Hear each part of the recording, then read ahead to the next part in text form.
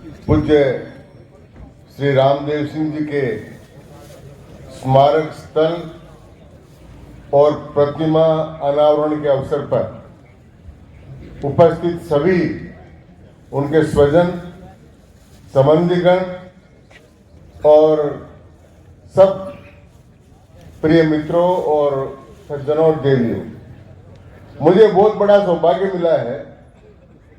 ब्राह्मण दो काम करते हैं आमतौर पर, मंदिर होता है तो उसकी प्राण प्रतिष्ठा करते हैं, जब मूर्ति लगती है तो उसकी प्रेरणा की प्रतिष्ठा होती है।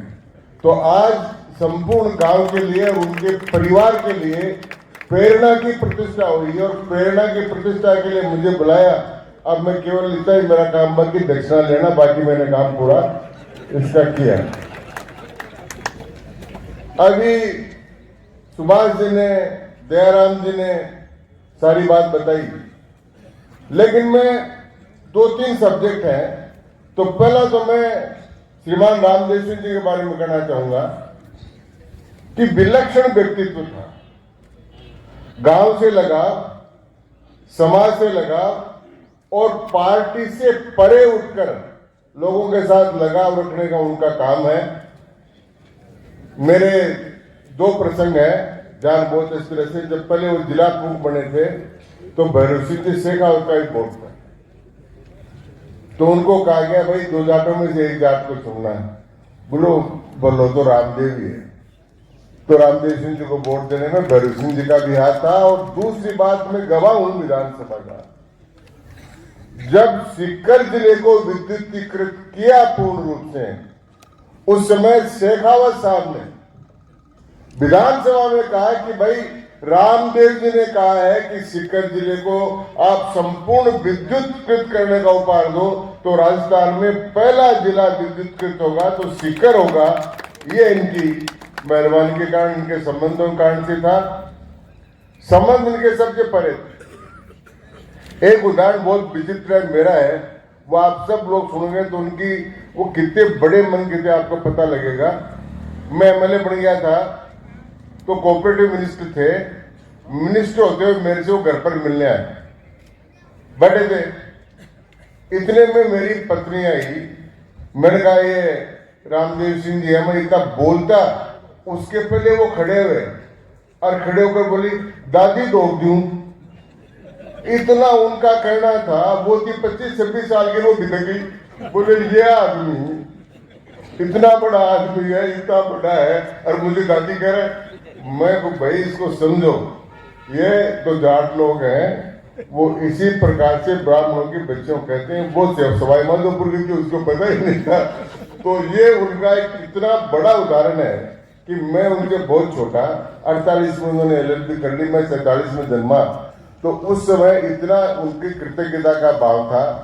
इसी प्रकार से हमारे यहाँ एक IAS अफसर थे, रंगसाई रामाकृष्णा नाम था। जब वे कोऑपरेटिव मिनिस्टर थे तो उनके सेक्रेटरी, वो रामाकृष्ण जी का मेरे से PSC का मैं भी था मेंबर, तो मेरे से दोस्ती थी। तो वो आए एक दिन, आकर मुझे बोले मैं एक शिकायत करने आया हूँ। किसकी? बोले मेरे मिनिस्टर रामदेव सिंह जी की। वो क्या शिकायत होगी, वो ईमानदार आदमी है, क्या शिकायत कर रहे हो? बोले वो मेरा नाम ठीक से नहीं बोलते, मुझे रामाकिशन बुलाते हैं। तो मैंने कहा कि मैं फोन कर देता हूँ। तो मैंने फोन किया उनको, जो वो रामाकृष्ण आया था, वो कहता है रामाकिशन बुलाओ। तो बोले दादा रामाकिशन में रामकृष्ण में फर्क क्या, वो बता दे। तो वो जिंदगी भर उनको रामकिशन ही कहते रहे। तो ये उनके इस प्रकार का उनका संबंध रहा। लेकिन अभी दयाराम जी जाटों के इतिहास के बारे में, जाटों का इतिहास केवल कुदड़ का इतिहास नहीं है, बहुत बड़ा इतिहास। भारत में गांव का इतिहास है, जातियों का इतिहास है। और वो गांव का और जातियों का इतिहास लिखा जाएगा तो उसमें जाटों का नाम भी स्वर्णिम अक्षर से लिखा जाएगा। केवल कुदन का, ये कुदन का तो जो म्यूजियम में बना है, मैंने राम जी को कहा, दयाराम जी को, भाई वो म्यूजियम बन रहा है उसमें केवल एक नाम लिख दिया कुदन और एक बिचौलिया दो नाम लिखे। तो फिर मैंने सारा बनाकर देकर पूरा कुदन का इतिहास राजस्थान विधानसभा के म्यूजियम में मैंने लिखा है। मैंने इतना ही नहीं किया, वो दयाराम जी चले गए, भूल गए, वो जब मेरे साथ काम करते थे उस समय मीटिंग हुई, अर्जुन सिंह जी मिनिस्टर थे, मैं शिक्षा मंत्री था, मेरे पास कम से कम 20 बड़े बड़े जाट नेताओं के पत्र आए पड़े। तो मैंने कहा भाई इतिहास क्या पढ़ा रहे हो आप?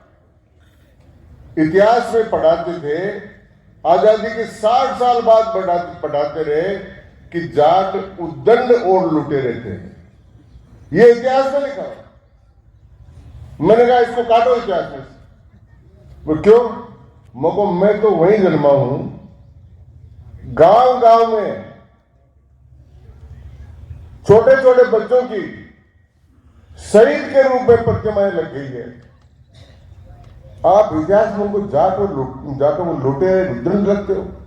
60 साल बाद में वो संशोधन हुआ तो भूपेंद्र सिंह हुड्डा जी ने मुझे पत्र लिखा कि तिवाड़ी जी आपको बहुत बहुत धन्यवाद है, आपने हमारा कलंक हमेशा चलेंगे। ये लिखा हुआ था, वो लिखा हुआ इसलिए था कि अकबर का जब देहांत हो गया था तो अकबर की कब्र को खोदकर गोकुला नाम के जाट ने, भरतपुर के ने उसको निकाल कर उसको गंगा जल से स्नान कराया था और उसका दाह संस्कार किया। तो अंग्रेजों ने लिख दिया कि जाट उद्दंड और लुटेरे थे, और फिर गोकुला जाट के एक एक करके टुकड़े करे गए और टुकड़े करके फिर उसका जुलूस निकाला गया कि इतिहास एकमात्र स्टेट हिंदुस्तान के राज्यों में एकमात्र स्टेट है जो मुगलों से भी नहीं आ रहा, अंग्रेजों से भी नहीं आ रहा, वो भरतपुर है।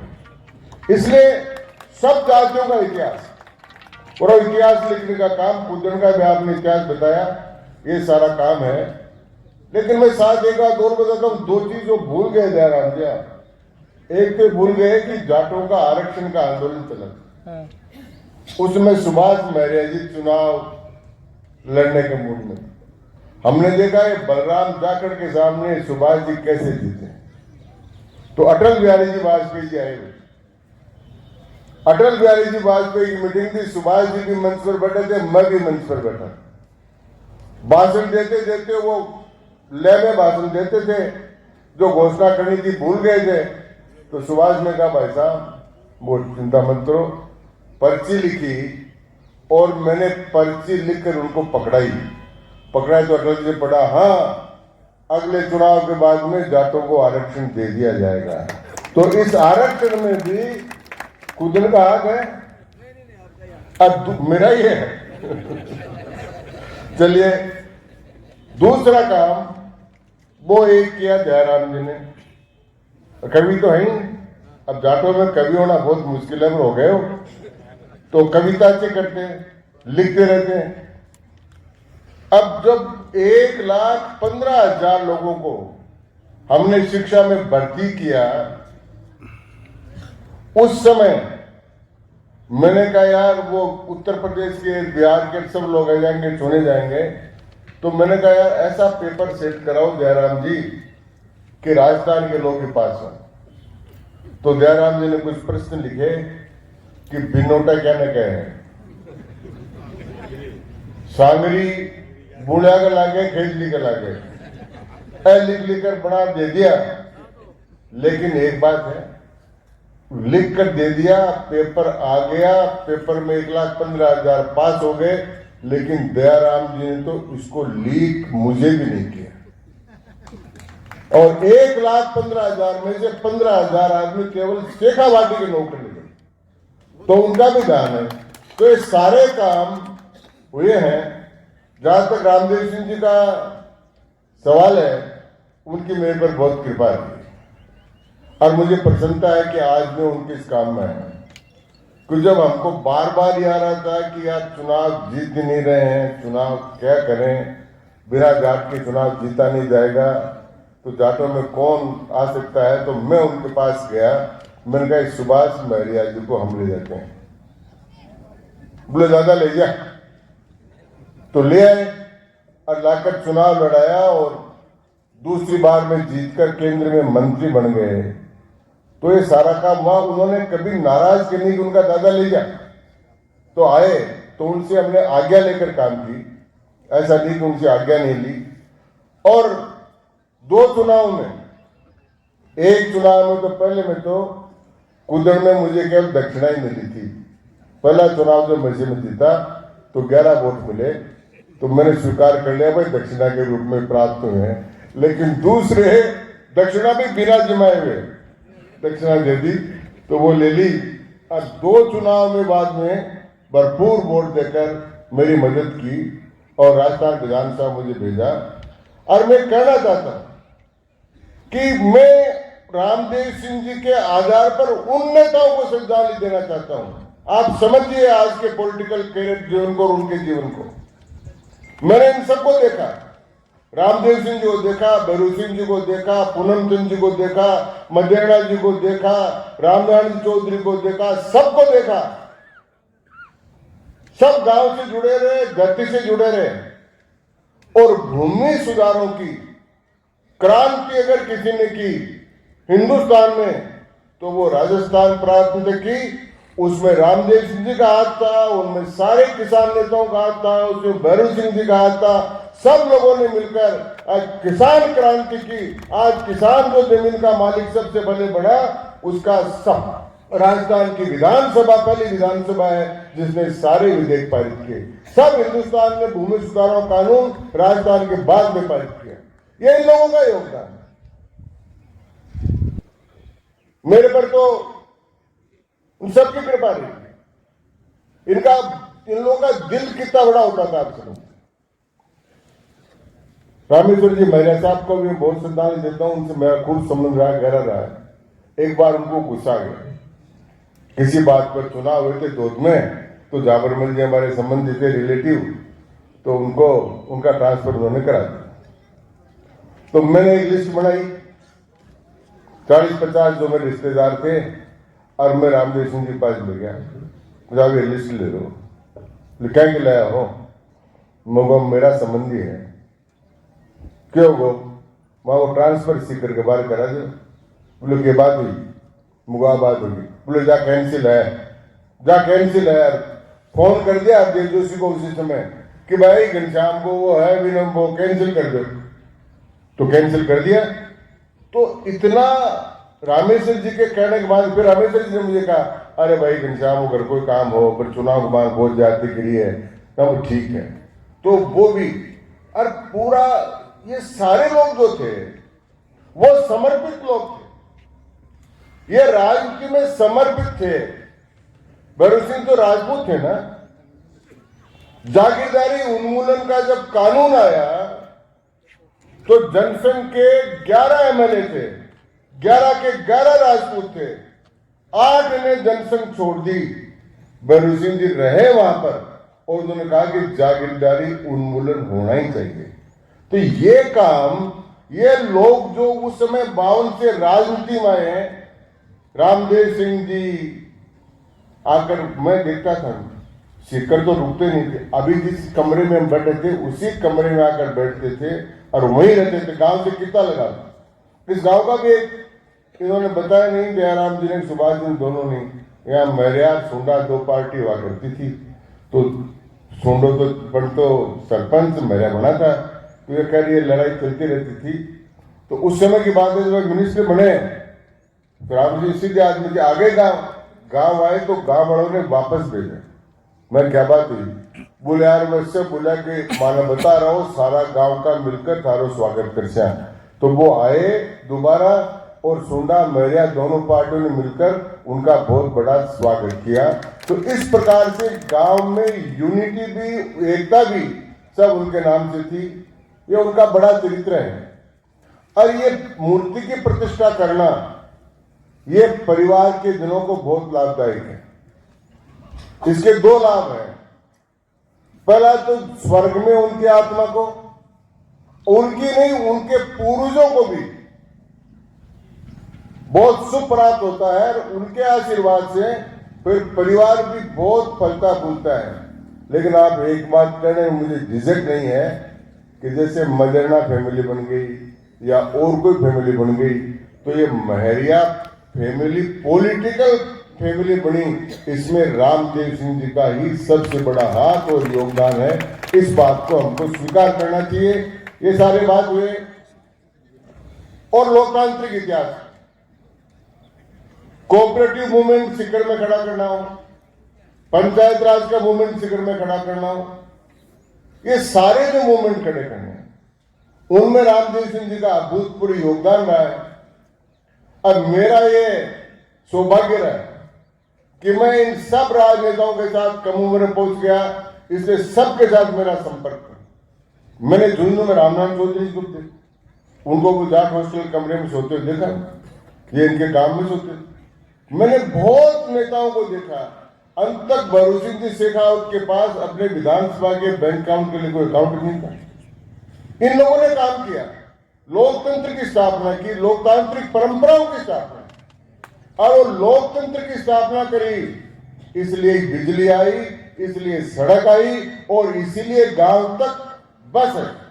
लेकिन अब जो बहुत बड़ा काम है प्रेरणा लेने का और शेखावाटी के लोगों को करने का, वो काम बहुत बड़ा है। इन्होंने बिजली लगाई, लेकिन अब कुओं में पानी नीचे चला गया। इन लोगों ने सड़कें बना दी, गाड़ियां पहले एक बस आती थी, अब पुदर में हर घर में एक एक दो दो गाड़ी खड़ी है।